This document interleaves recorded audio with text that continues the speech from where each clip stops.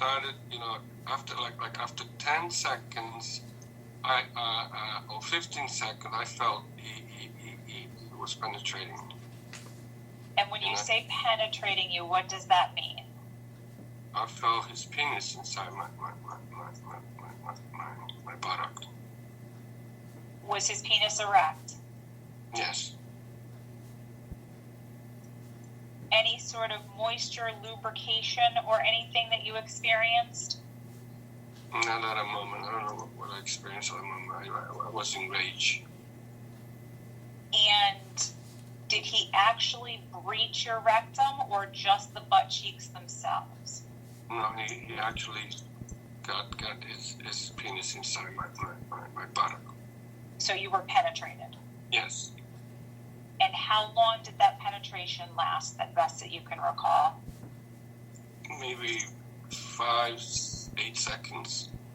Did he ejaculate? Not that I remember. Is he saying anything to you at this time? No, everything was so fast. He was just, trying to control me, control my body, to overpower me, which he did. And nothing was said. Oh, he did say when he was on the floor, and I was on top of him, standing on top of him. That's how I remember the tiles, the white tiles. And he said, "Please don't hurt me, don't hurt me. Just go." I just left. I was ready to kick him. How long, or what do you recall about him getting himself undressed? I didn't see him getting undressed because he was behind me. Could you hear his belt jingling or the zipper, or any noise or anything? I don't remember. It was so fast, I don't remember. I froze. I don't know. Reality, it wasn't real.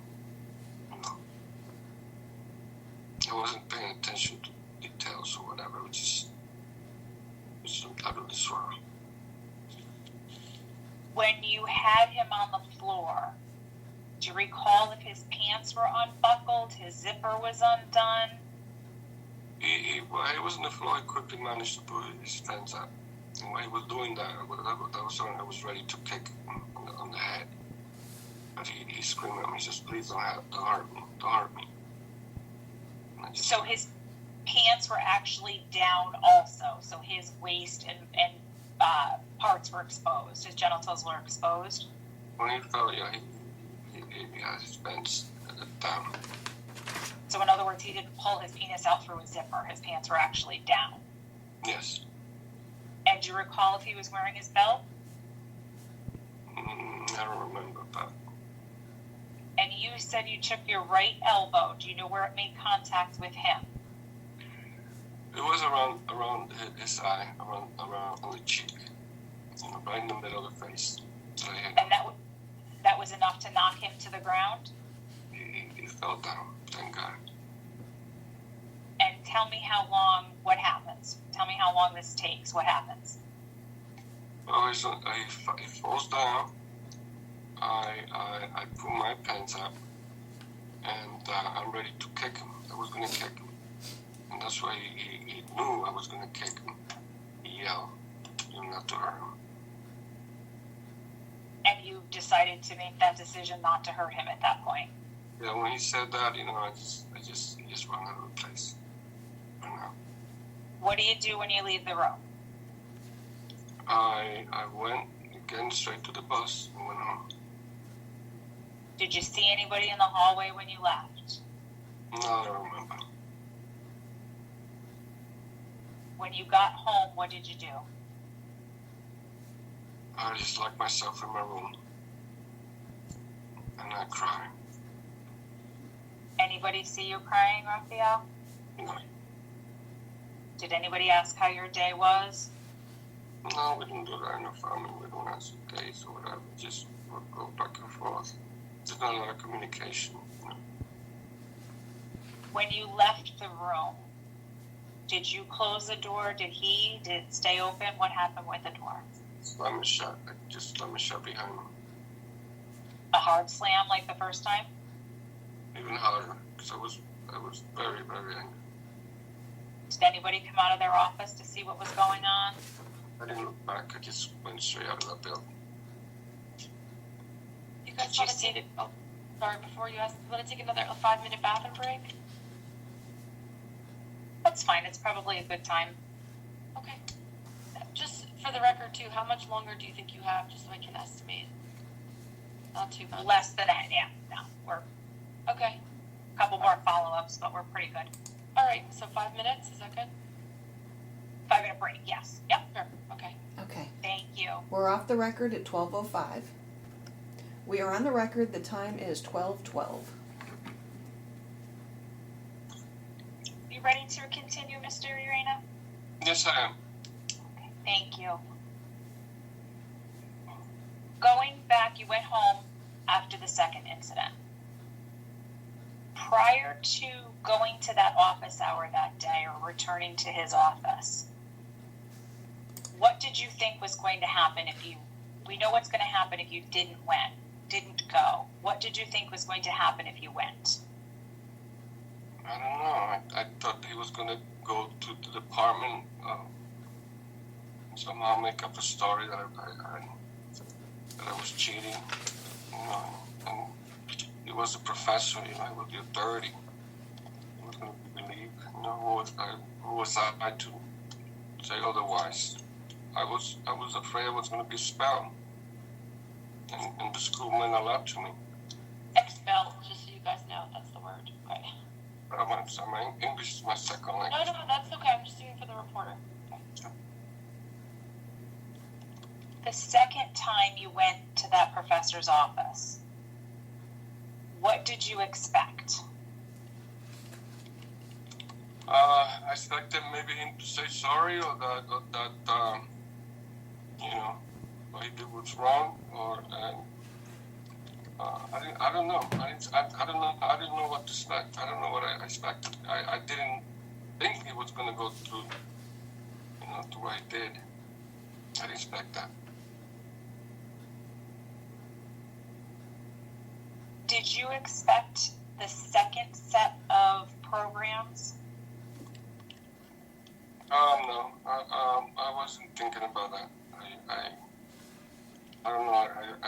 To be honest with you, you know, I thought he was going to probably apologize because he didn't the first time, or you know, say something to the effect, you know, that was not going to happen again, or something like that. That's how I thought. And when you left the room after the second incident, did you take the programs or the English-Spanish dictionary? I didn't touch it. Just, How did you do on the final 2 tests? I managed to get a tutor, a paid tutor, to help me, you know, write the programs. So you were able to successfully complete that particular course? Yes, with a low grade, but I did pass. What is the first time you encountered this professor after that second incident? Well, there were other classes in the lecture hall. Was it that same week or a different week? I cannot tell you the same week or the following week. I just went to classes that were left. Maybe there were maybe 4 classes left. And I did go, and I just stayed to myself, quiet, and afraid that, you know, I didn't want to be thrown out of the school. It would look very bad, you know, in the family, whatever. Between the first and second incident, it was about a week's time. Is that accurate? More or less, yes. And between the second incident and the end of semester was about 4 classes? Maybe, yes. Not 4 weeks, 4 classes. 4 classes, more or less. That's what I more or less what I think it was left. Was this heading into the Christmas season or into warmer weather?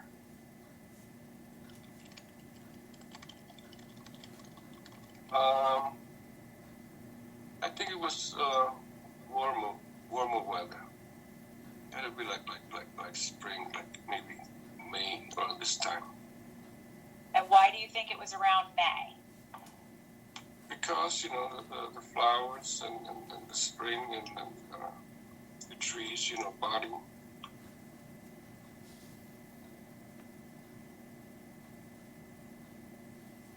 So that would have been the spring semester of your sophomore year.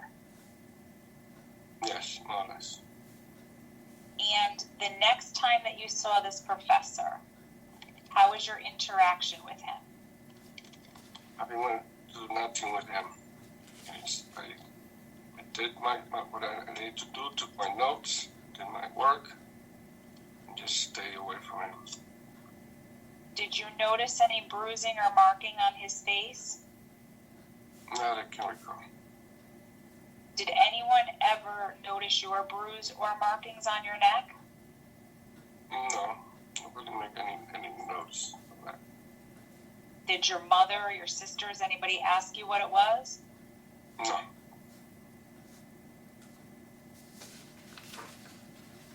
Did you ever have any interactions with your professor after that second incident? No, nothing. No. Do you you disregard. Moving on.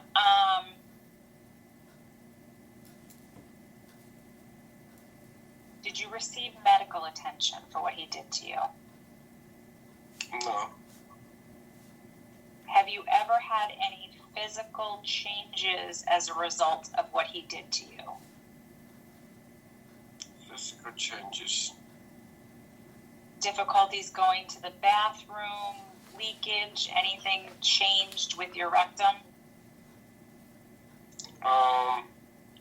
I noticed, when I went to make number 2, that it kind of hurt, like for 2 days after the incident.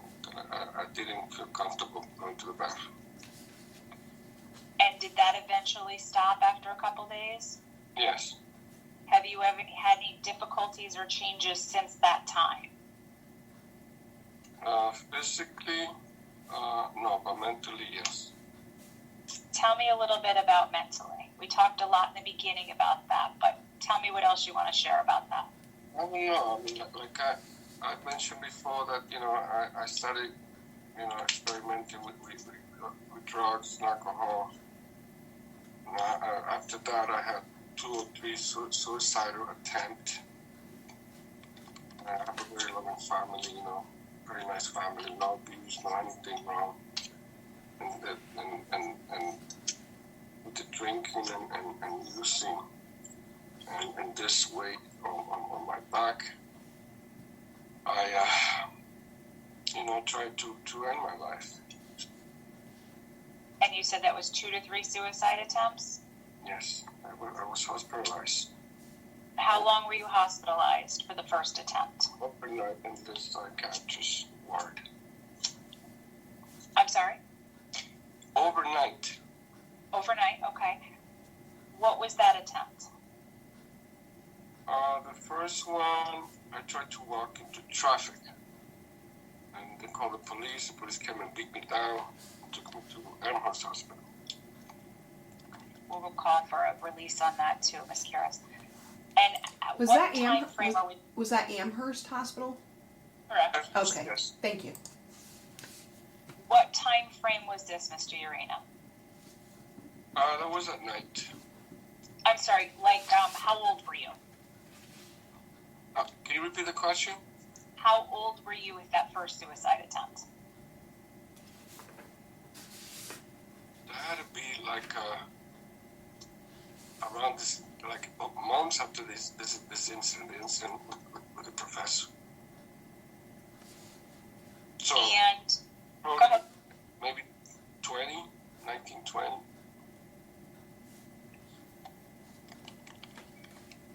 And the second suicide attempt.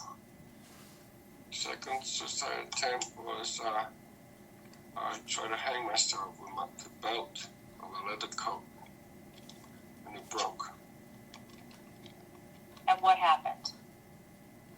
At that, I didn't. Nobody knew about it.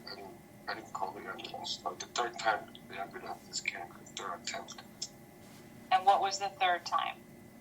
I tried to jump from the third floor.